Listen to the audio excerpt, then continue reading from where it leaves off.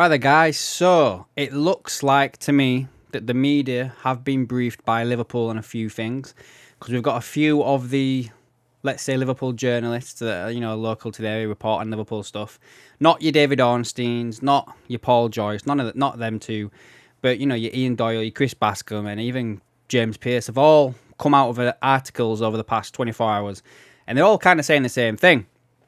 So what I thought I'd do is I thought I would just quickly go through some of the little snippets that are coming out in the articles, and they're all like putting out the same sort of lines and everything like that. But before I get to that, just if you do like this video, please subscribe to the channel, give the video a like, and also leave me a comment down below to let me know your thoughts on what we're about to cover. So first and foremost, I've got my tabs here.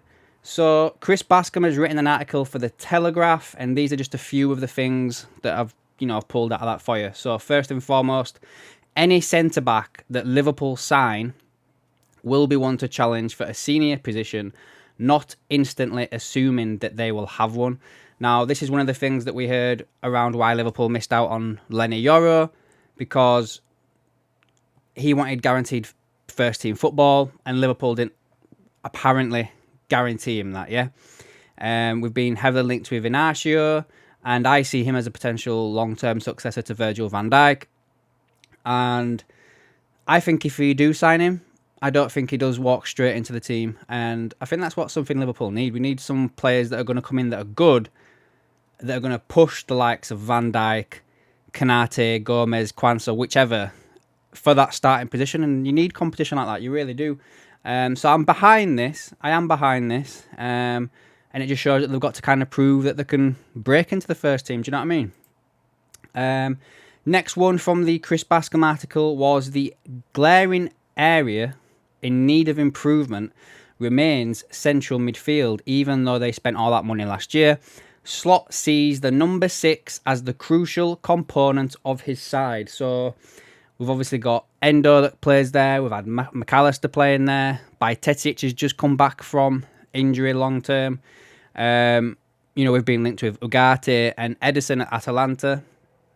I personally believe that Ugarte was someone that we could have gone for, but I think it looks like he's off to Man United. So maybe the guy at Atalanta, Edison, is the person we end up turning towards. And this is a key thing where it seems to me that is one of the crucial areas that Liverpool are looking at, and it's something that we've obviously seen over the past few weeks, where Liverpool are after a centre-back. We know this already because Matip's gone. They're after a DM, like a number 6, because obviously Thiago's gone, and Endo wasn't really the first person that wanted to play that position. Go back to last summer, we had Romeo Lavia being linked heavily. The £115 million bid that went in for Caicedo, which seemed like a bit of a panic buy for me, really, when we already knew that he was going to Chelsea. So they never really ticked that box, shall we say, over DM. So again, wouldn't surprise me to see Liverpool go out and sign the centre-back and a DM this window still. Chris Bascom also touched on the Anthony Gordon stuff, basically saying that Liverpool rebuffed Newcastle's approach to discuss a deal for Anthony Gordon in June, even though under different circumstances that would interest the club. So basically, Liverpool would be interested in signing Anthony Gordon, but because of how heavily stocked they are in that position, they didn't need him. However, had Luis Diaz moved on, for instance, who we know has been trying to get a move to Barcelona, they may have come back to that and taken Anthony Gordon earlier in the window, but it seems that deal may potentially be dead. Again, for me, if Diaz goes, Liverpool go straight back in for Anthony Gordon. That's just an opinion I've got. The signs are starting to point towards an acceptance that Salah will soon abdicate his Anfield throne. So basically, everything's pointing towards Mo Salah leaving for a free transfer next year, which, again, I think it goes without saying. I don't think he'll sign a new deal. And I don't think we'll sell him this year either. I think Salah leaves for nothing next year, and he will just be added to a list of talent that Liverpool's allowed to walk away for nothing. Gino Wijnaldum, Bobby Firmino, and then obviously Mo Salah would be probably the biggest one out of all of them. It'd be unfortunate to see him go.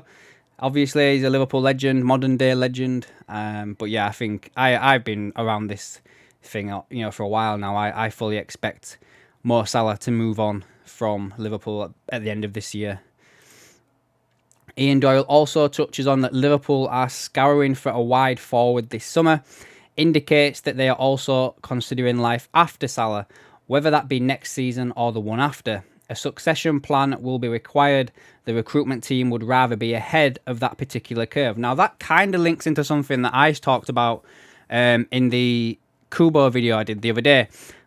I think it would be good and in the interest of Liverpool and us as fans for Liverpool to sign Mo Salah's successor this year so they can spend a year under him, not be pressured to come in and replace him instantly and have to hit the ground running, and they can get themselves bedded into Liverpool, a whole new league, play bits of here, you know, play in the cup games, cover Salah if he goes off injured or whatever, and just learn from probably one of the greatest wide players to have ever played the game in the Premier League. Do you know what I mean? And then be ready next year, because if it comes to it, guys, and Salah leaves for a free transfer next year, all of the teams are going to know that Liverpool are desperate for a wide forward, and they're just going to put that price up. So for me, if I was in their shoes, I'd be getting it done now for Mo Salah. And I think, guys, that may be everything. Let me just double check. I've not missed anything off. I don't think I have. One last one here. Nah, that's it, guys. That's pretty much everything that's come out of these articles from Ian Doyle and Chris Bascom today. I'll have a quick look at the one on The Athletic. This one's titled Why Liverpool Are Yet to Sign Anyone This Summer. I don't think there's anything major. They're just touching on a few things regarding the Euros and everything like that. Yeah, that's it, guys. Nothing major else to touch on. Right, I'll leave it there, guys. Let me know your comments down below. What do you think on the potential of signing Mo Salah's successor this year? A centre-back coming in that's not going to walk straight into the first team, and the fact that a number 6 would be crucial to the Arne Slot system and the way that he likes to play. Let me know down below, guys, and I'll catch you in the next one.